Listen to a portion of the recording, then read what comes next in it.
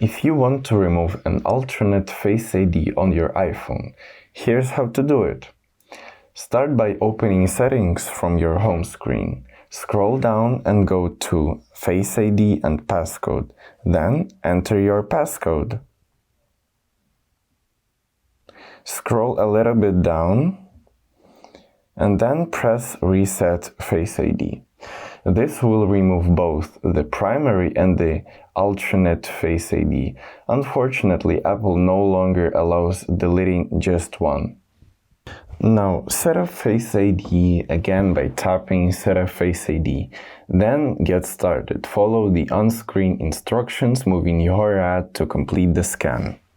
When prompted, select Don't use Face ID with a mask. Then tap Done. And that's it. Now only your face can unlock your iPhone. If this video helped you out, don't forget to like and subscribe for more tech tips.